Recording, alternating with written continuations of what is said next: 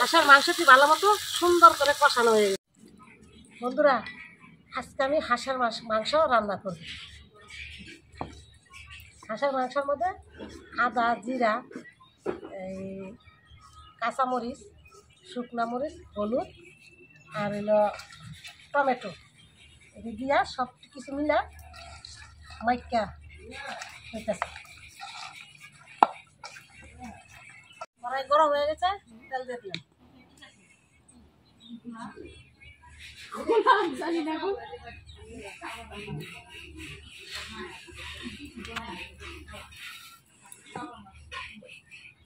তেজপাতা, জিরা,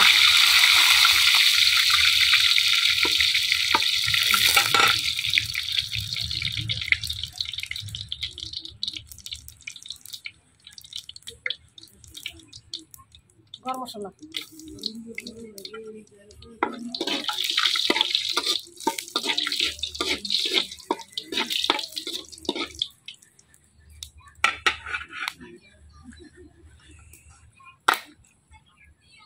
মাংসটি মাইকে রাখছিলাম, মাংসটি দিয়ে দিই তেলের মধ্যে।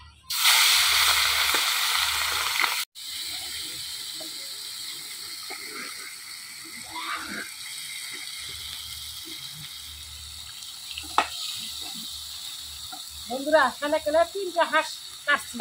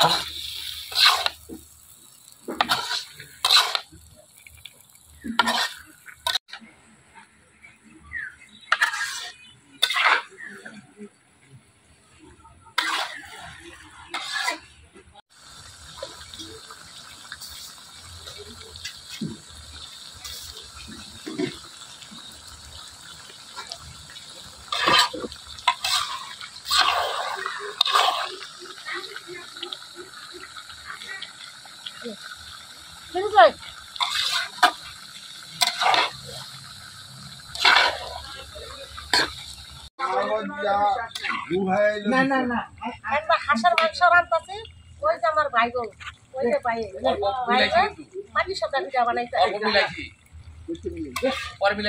যে বোনের জামাই, ওই যে একটা বিয়াই, আর ওই যে বোন।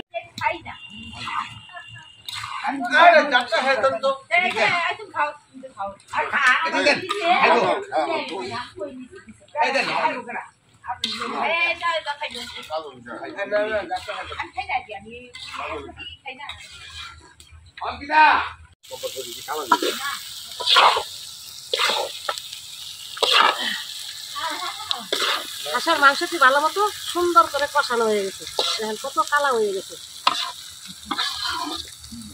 এবার জল দিয়ে দেবো।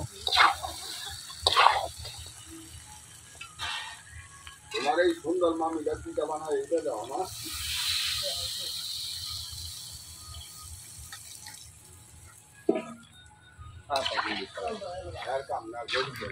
আলু দিলেন না? আলু তো গলবই না, আলু আলু সিদ্ধ করে দিবে না, বাজিয়ে দিবে না। আর কি কয়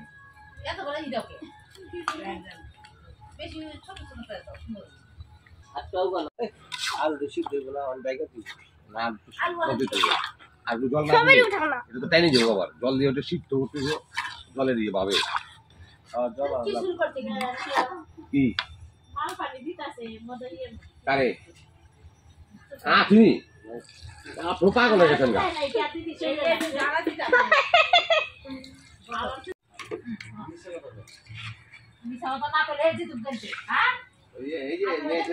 আপনার সুদ্ধা বইনের সুদ্ধা করছি কিন্তু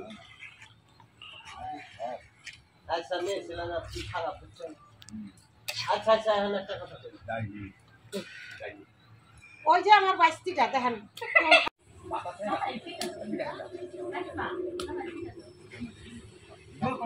ঠান্ডা